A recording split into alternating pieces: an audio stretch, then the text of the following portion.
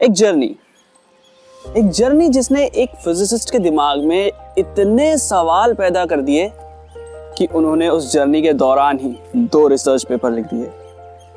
एक जर्नी जिसके 7 साल बाद भारत को या कहें साउथ ईस्ट एशिया को अपना पहला नोबेल प्राइज मिला। एक जर्नी जिसने एक बहुत ही ज़्यादा बेहतरीन खोज को जन्म दिया। ये जर्नी है रामन इफेक्ट की।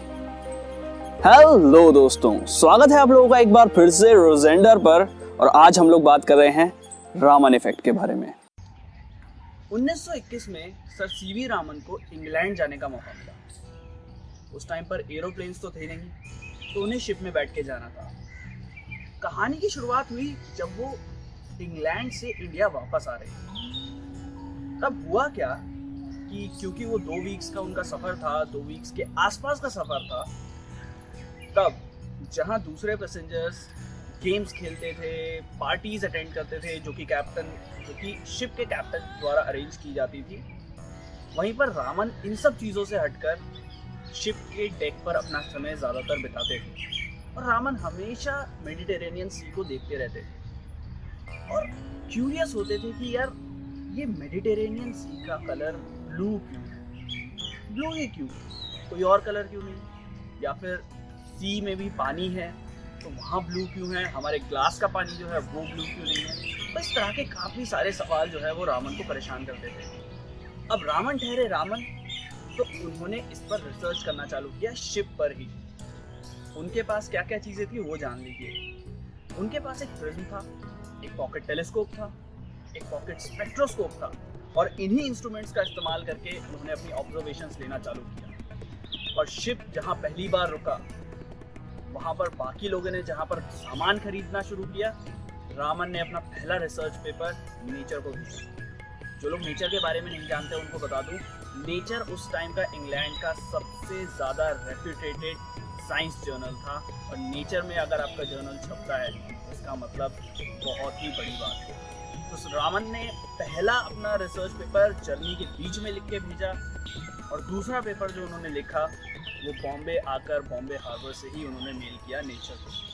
तो इस तरह की क्यूरियोसिटी सर सीवी रामन की। पानी के जिस ब्लू कलर को देखकर रामन इतना क्यूरियस थे और उसका जवाब चाहते थे, इसका जवाब लॉर्ड रेले पहले ही दे चुके। लॉर्ड रेले ने क्या जवाब दिया और रिले स्कैटरिंग क्या है वो जानते हैं, इसको जरूर याद रखिएगा क्योंकि यहाँ पर कहानी का एक मोड़ आएगा। अभी मैं आपको रिले स्कैटरिंग के बारे में बताऊंगा और फिर रामन स्कैटरिंग। चलिए रिले स्कैटरिंग के बारे में जानते हैं। जब लाइट किसी पार्टिकल से इंटरैक्ट करती है जिसका size 1/10 of the wavelength of light हो और वो पार्टिकल्स के बीच में काफी सारा स्पेस हो, तब पार्टिकल्स लाइट को एब्जॉर्ब कर लेते हैं और जो पार्टिकल है उसके अंदर के इलेक्ट्रॉन्स जो हैं वो एक्सेलरेट हो जाते हैं, और यही एक्सेलरेटेड इलेक्ट्रॉन्स बाद में रेडिएशंस को री एमिट करते हैं। अब जैसा कि हम लोग जानते हैं accelerated charge particles radiation emit करते हैं, तो इसी वजह से इलेक्ट्रॉन्स भी रेडिएशंस एमिट करते हैं।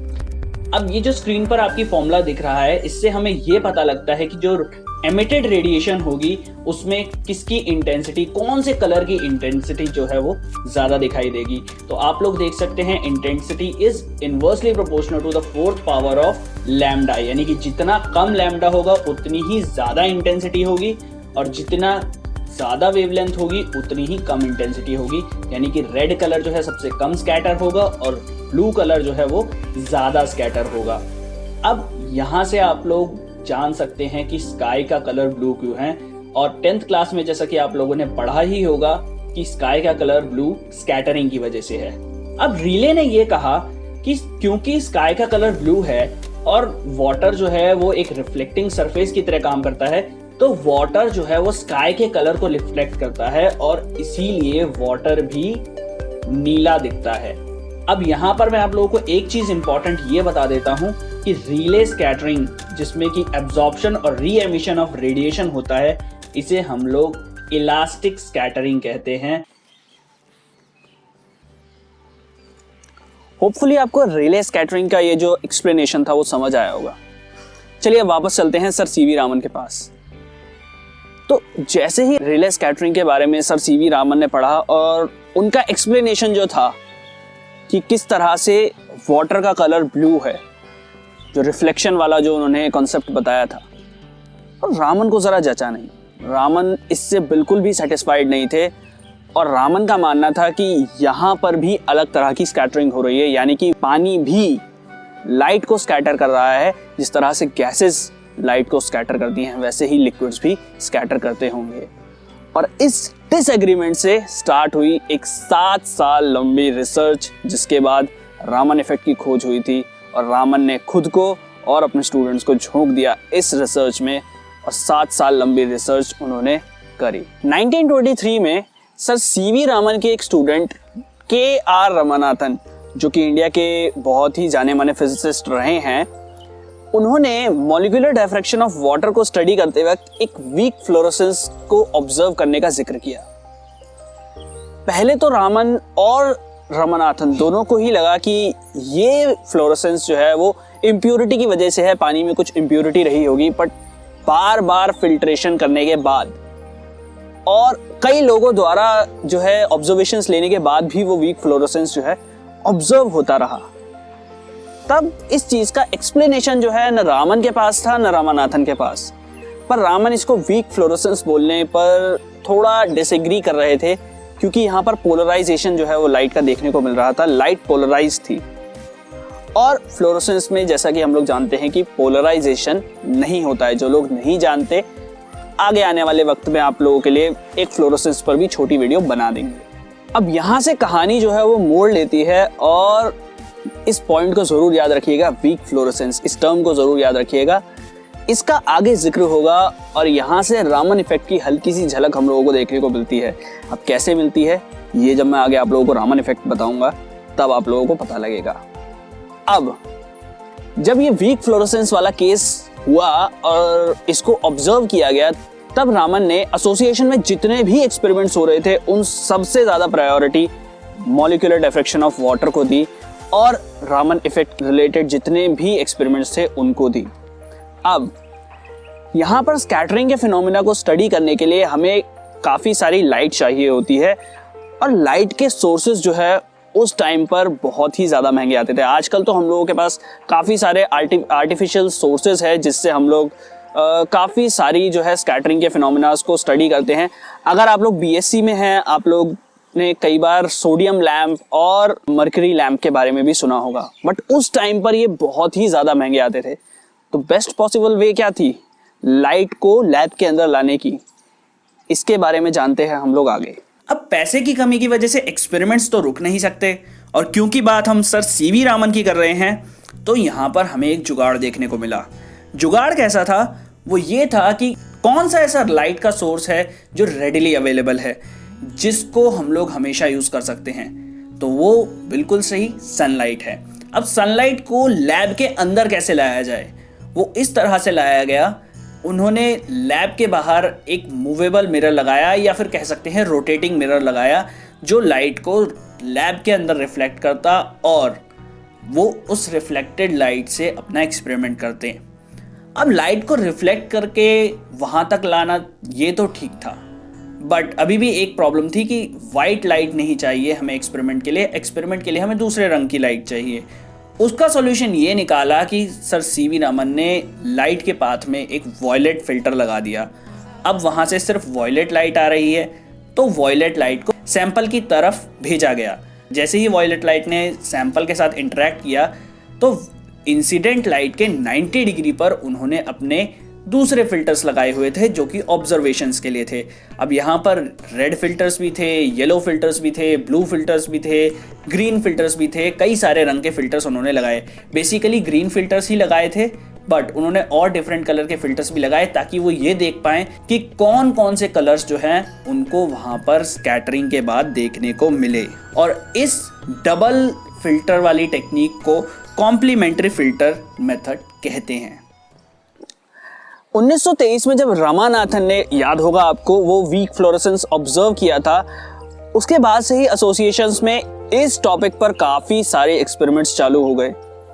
और जब कॉम्पटन इफेक्ट की खबर आई और रामन को KS कृष्णन ने बताया कि प्रोफेसर कॉम्पटन को कॉम्पटन इफेक्ट के लिए 1927 में नोबेल प्राइज़ दिया जा रहा है, तब सर सीवी रामन कंफर्म हो गए कि जो चीज़ एक्सरे के लिए हो सकती है वो विजिबल लाइट के लिए भी पॉसिबल है। अब कॉम्पटन इफेक्ट क्या है, मैं ब्रीफ में आप लोगों को समझा देता हूँ।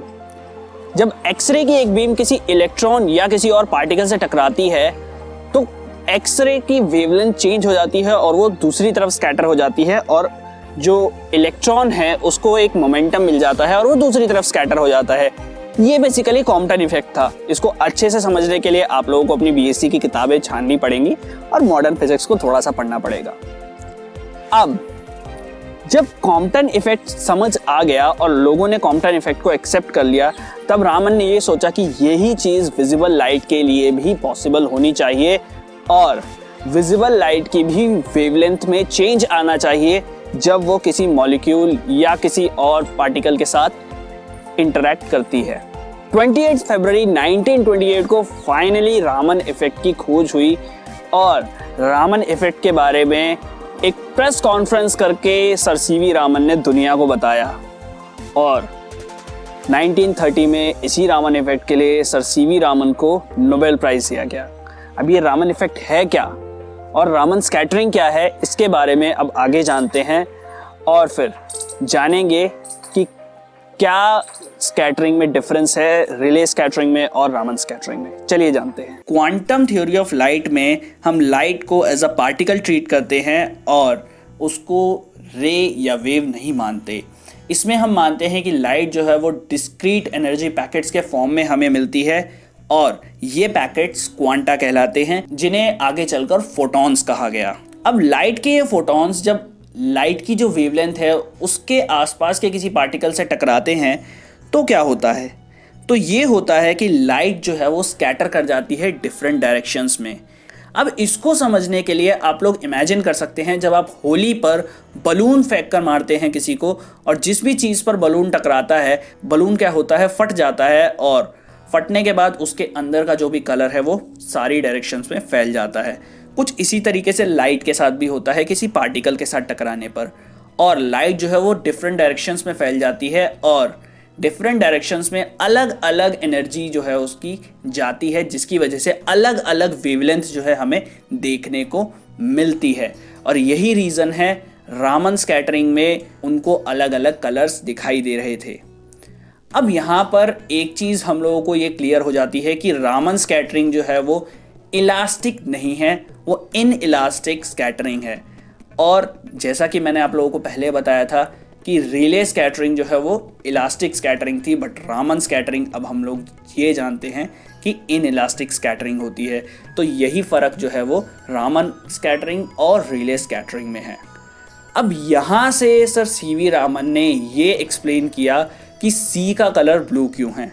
सी का कलर ब्लू इसलिए है क्योंकि वाटर के मॉलिक्यूल्स लाइट को उसी तरह स्कैटर करते हैं जैसे गैस के मॉलिक्यूल्स लाइट को स्कैटर कर रहे थे। इसी फिनोमेना की वजह से सी को अपना ब्लू कलर मिलता है। तो ये थी पूरी कहानी रामन इफेक्ट की। होपफुली आप लोगों को रामन इफेक्ट की ये कहानी समझ आई होगी और जो ब्रीफ में मैंने रामन इफेक्ट के बारे में बताया है वो भी आप लोगों को समझ आया होगा।